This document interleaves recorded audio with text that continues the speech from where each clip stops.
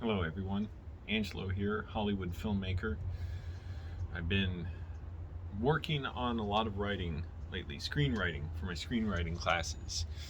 And it's causing still shoulder pain. I've had it now since like second week of October. And it's still about like just working at the computer, the left shoulder impingement and stuff. I'm doing these stretches, I don't know what. And then when I sort of do this like a chin tuck with making my shoulder blades touching back, it cracks so much, not painfully, but I just feel like the compression or popping, whatever, like of my back. And that didn't used to happen. So I don't know what's going on. Is it just age or what? But trying to recover. I got some stuff to make my computer setup more ergonomic. I have like a stand for my laptop, so it's more like eye level now, and it's like tilted up, and that's what this gesture means. And I got a like a swiveling armrest, like an articulated like armrest, so I could rest my arm on it, and it takes a strain off my right shoulder. At least I'm distracted by whatever creatures are in the palm tree next to me. I'm up on the balcony in my apartment. My roommate, by the way, he's been sniffing his nose obsessively and violently, but only within very narrow windows every day. So nothing seems wrong with his nose. I swear, I think he just doesn't realize stuff he does. So I got to talk to him about it, because like he didn't know, for instance, like not to splash water all over the sink, in the back of the sink, for like weeks or months that he lived here, until I told him about it, and he basically he's never done it again. He didn't freaking know, like I don't know what his brain process was going on with him, like that his girlfriend shouldn't steal stuff in the apartment. I had a serious talk with him about that, and I haven't really seen her back here since then. And this thing too is just sniffing violently. Nothing sounds wrong with his nose. Nothing, like it doesn't sound like anything's actually happening with his nose. It just like I don't know, like he just literally is unaware of what he's doing. So I got to talk to him about it. And it like, if you're going to talk to someone like that, you got to be, and that's the thing. If he doesn't know, got to be real cool about it. You can't make a person feel like they have no choice but to feel combative. So I figure I'll just go be like, hey, what's up, man? Are you sick? You're sniffing your nose a lot. That's bad for you, right? You should blow your nose if you got to do it, because I can hear it so much, and I figure you must be sick or something. Kind of very gently, like lay down the message. And if a person doesn't get it, sorry, I gotta stop looking at those birds in the tree. I got a bird brain.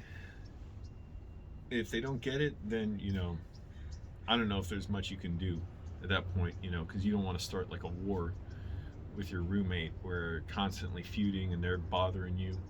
But it depends on the person. He's more mild mannered, just fucking brain is not, the one section is not communicating with the other part. So anyways, so I've been writing a lot. Yesterday I had off work for Thanksgiving, so I just spent most of the day writing. I was pretty good about that, just not looking at the internet. And I've had dissociative symptoms resurface, including this morning during my workout. And I just know, let it go through me, just completely allow it to happen, experience it. I was getting weird tastes in my mouth that I haven't gotten in a long time, goosebumps all over my body. I'm getting them even now.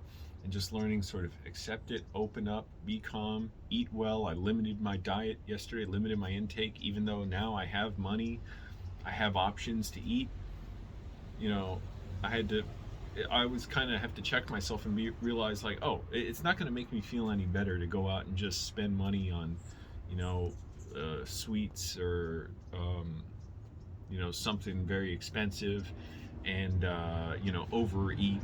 So I just try and limit myself to I did have a 140 calorie little pastry from Paris Baguette in well, I was going to say in Los Angeles, but I am in Los Angeles.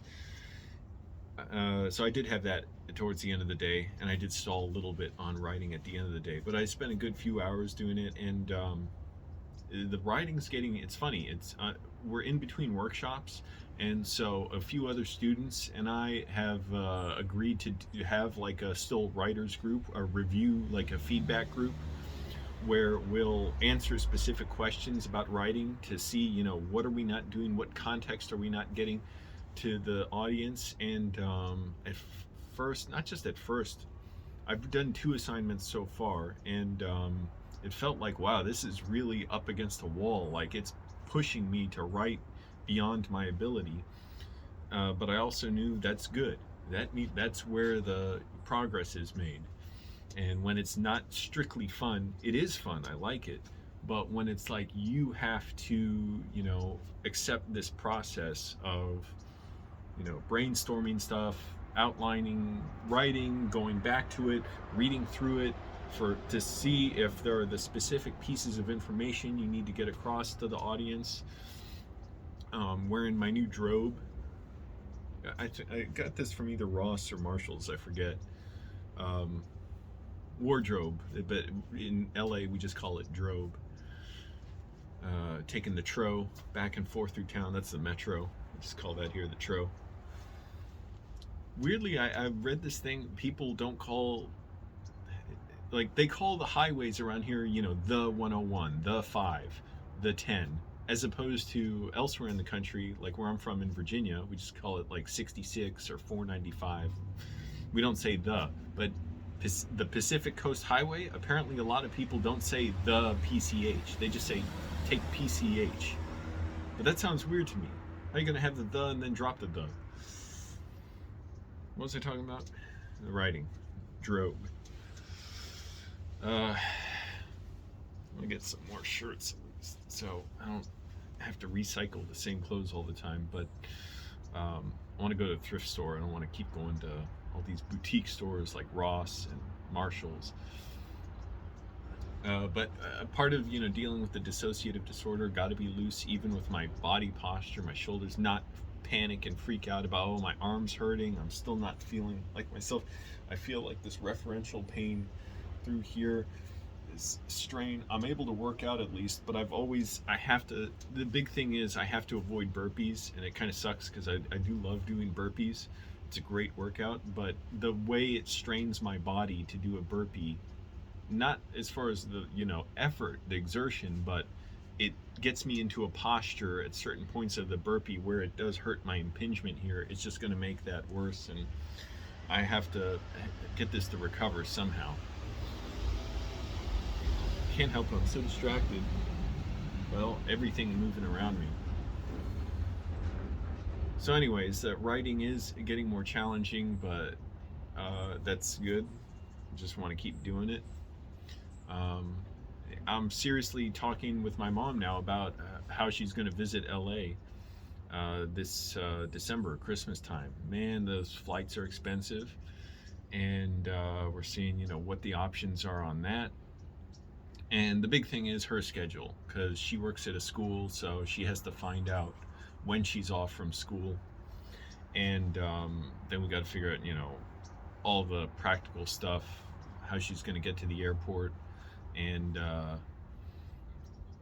because if she wants to fly straight to LA, she has to fly through Dulles, or she can go to Reagan Airport, which is much closer, but she'd have to get a connecting flight, which to me, if you tell me I have to get a connecting flight, not really a big deal. But anyway, so we're just, but main thing is the price. Connecting flight doesn't really matter. And it's gonna be busy and, like I said, expensive.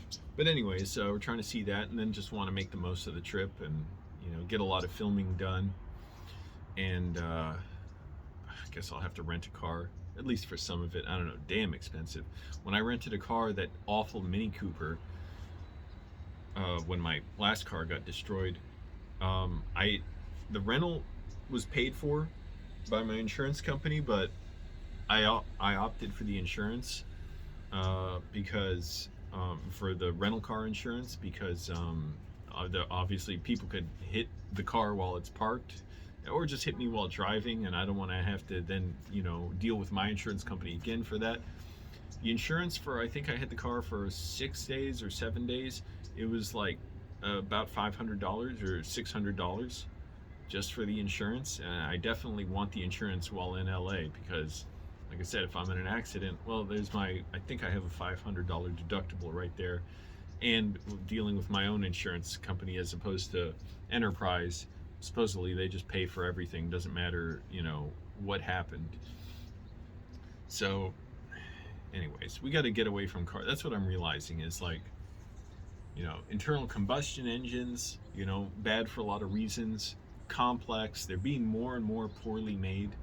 Now car companies are just trying to make the cheapest parts and get you to keep being in debt and buying new cars. Oh, it looks cool, it's fun to drive, and then it breaks down and it's so expensive to fix, and just get you buying new cars every few years because they keep breaking down, and all the computer systems in them that make them so expensive to fix and so unreliable that they keep adding to cars.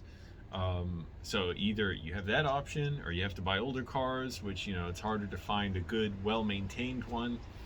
Or you can get an electric car, and even electric cars aren't that great for the environment. The way the batteries, the lithium is mined, and it can use slave labor, and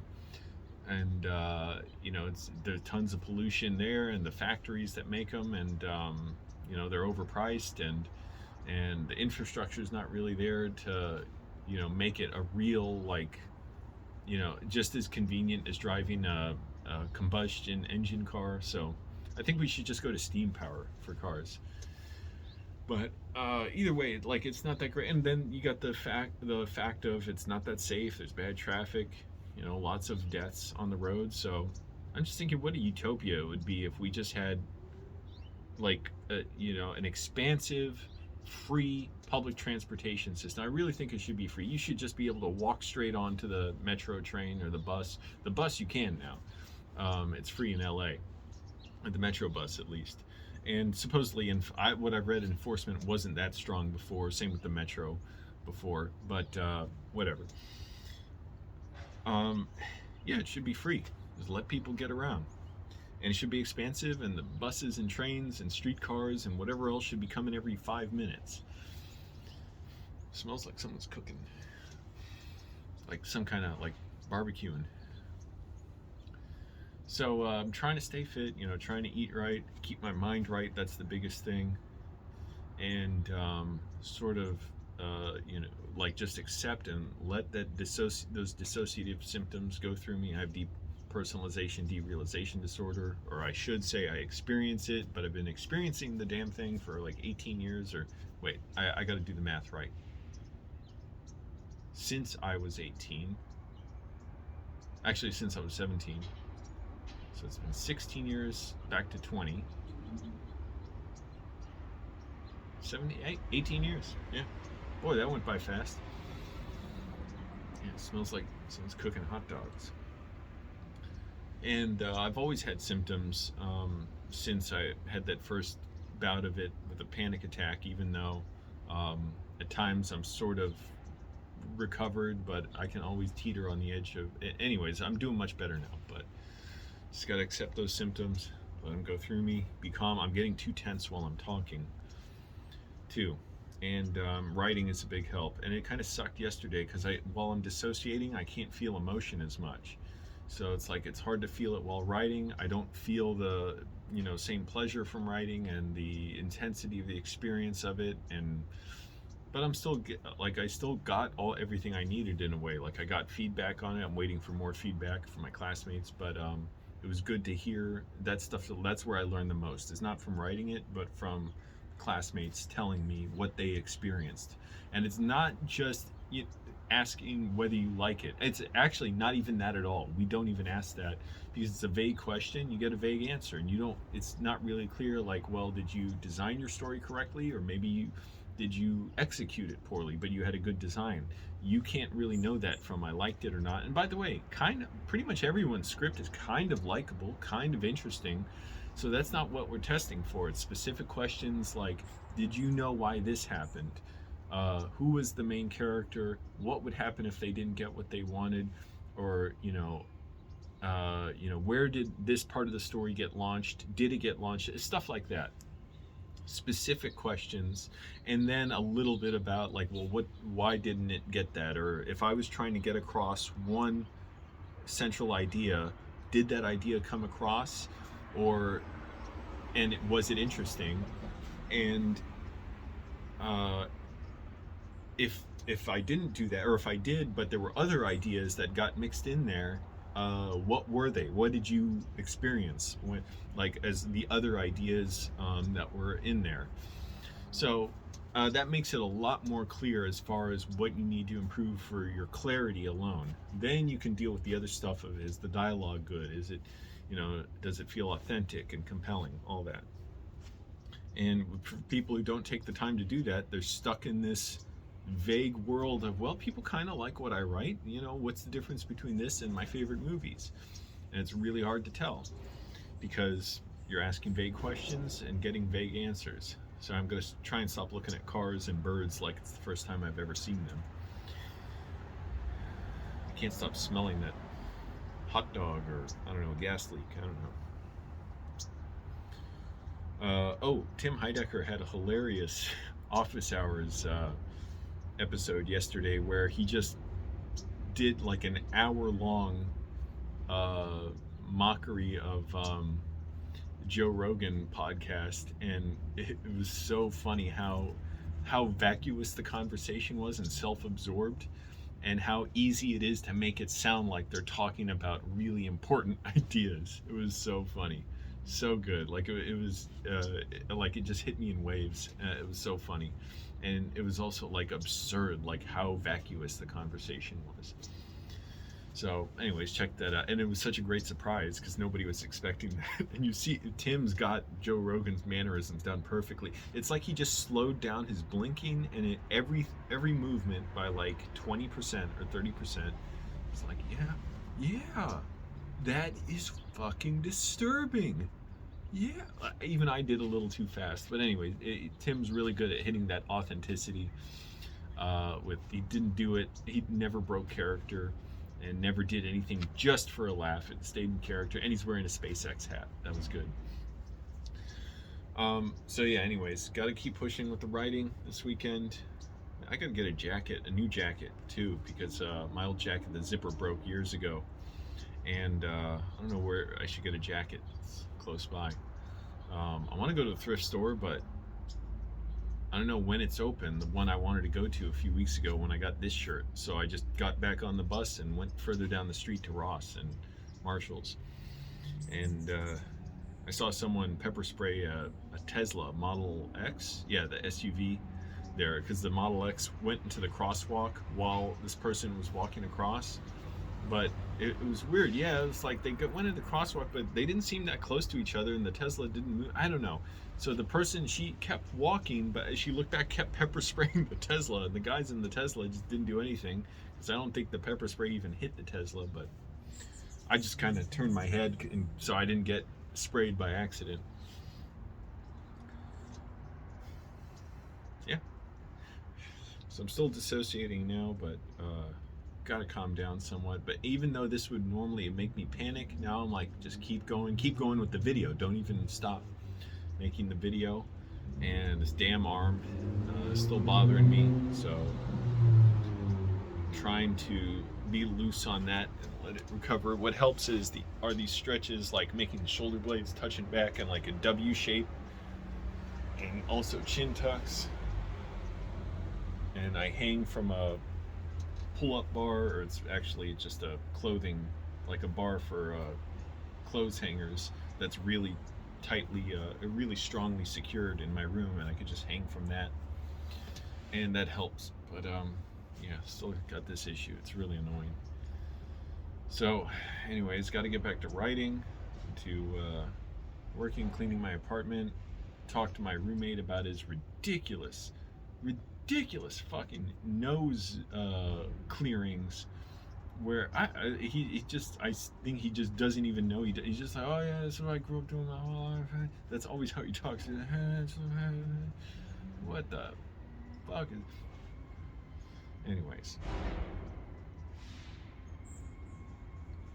And he does it loud, man, like, and constantly, and then he just stops.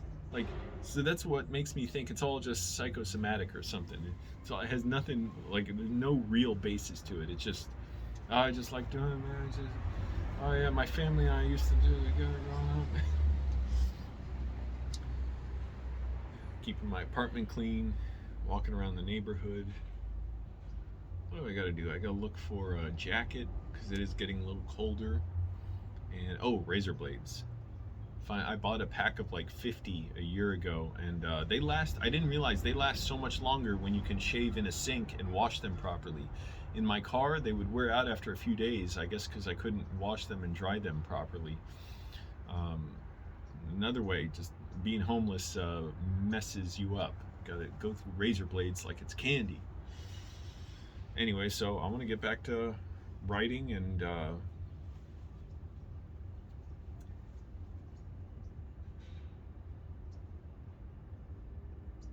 don't know what else I have to do. Yeah, just writing. That's the big thing. Oh, I may see a movie. I want to see The French Dispatch. Looks like a good one. All right, everyone.